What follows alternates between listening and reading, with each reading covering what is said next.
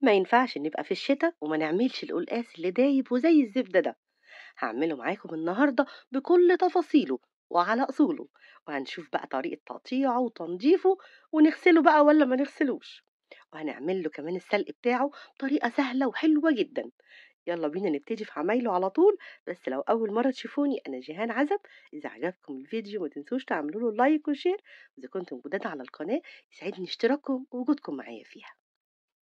أول حاجة هنعملها هنجيب القلقاس ونقطعه، واحنا بنشتريه نحاول نجيب القلقاس اللي حجمه صغير، يعني يكون متوسط مش كبير قوي، ونقشرها بقى بالشكل ده كده زي ما بنقشر البطاطس، او ممكن نثبتها على اي سطح وبالسكينة نقشرها داير ما يدور، يعني الاسهل بالنسبة لكم في التقشير اعملوه.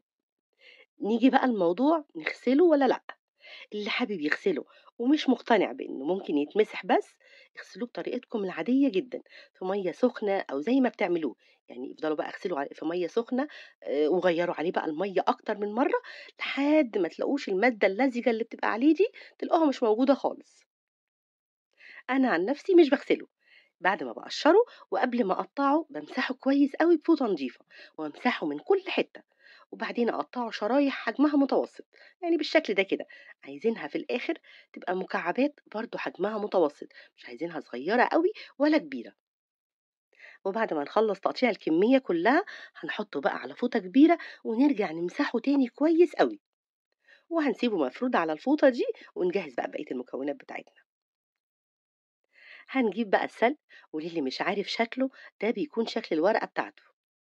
هنغسله بقى كويس قوي، يعني نمسك ورقة ورقة كده ونغسلها، وبعدين هنشيل الورق منه، بس مش هنقرطفه زي ما بنعمل في الملوخية بالعود كده، لا احنا هنشيل الورقة من جوه العود نفسه بالشكل ده كده. كمية القلقاس اللي معايا تقريبا كيلو ونص، انا هحط عليها بقى 3 أو 4 حزم كده حلوين من السلق. القلقاس بيحب الخضرة، السلق والكزبرة، هم دول أهم حاجة واللي بيدوله طعم حلو قوي. الكزبرة حطيت منها حزمة كبيرة حلوة كده، هنقرطفها بقى دي زي الملوخية، هناخد منها الورق بس. وعايزين كمان عودين أو 3 بس من الشبت، مش أكتر من كده، هناخد برضو الورق بتاعه بس. كده خلاص كل حاجة بقت جاهزة. نبدأ بقى في التسوية. هنجيب حلة وهنحط فيها الشوربة اللي هنستعملها، شوربة لحمة شوربة بط، المتوفر عندكم. بس كل ما كانت الشوربة دسمة وحلوة طعم القلقاس بيبقى حلو قوي.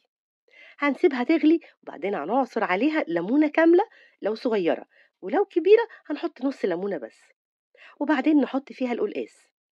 كمية الشوربة دي مناسبة قوي على قد كمية القلقاس، ما تزودوش الشوربة قوي علشان ما يبقاش كتير، يعني المية كتيرة فيه.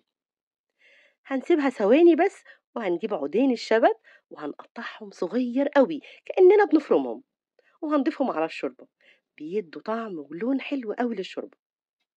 وكده خلاص هنغطيها ونسيبه بقى لحد ما يستوي، بس عينينا عليه لأنه ما بياخدش وقت عشان ما يتهريش مننا. نيجي بقى للسلق. هنجيب طاسة عميقة وهنحط فيها كمية السلق والكزبرة كلها، مش هنحط سمنة ولا أي حاجة دلوقتي خالص، وهنسيبه على نار متوسطة لحد ما نلاقيه نشف من ميته خالص، وحجمه كمان قل بالشكل ده. لما نلاقيه وصل للمرحلة دي هنحط بقى السمنة، معلقة حلوة كده كبيرة مليانة. حطوا كمية مناسبة من السمنة عشان يتحمر كويس، وهنسيبه بقى على نار هادية، وكل شوية نقلبه تقليبة لحد ما يدبل شوية ويبتدي لونه يغير. نحط بقى شوية حلوين من التوم، ما تحطوش التوم من الأول عشان التوم بياخد لون بسرعة، هتلاقوه اتحمر والسلق لسه. هنفضل بقى نقلب فيهم كل شوية على نار هادية لحد ما نلاقي التوم خد اللون الذهبي ده، والسلق بدأ يخرفش في الطاسة، ما بقاش طري خلاص. يعني لما نضغط عليه بإيدينا كده نلاقيه ناشف شوية مش طري.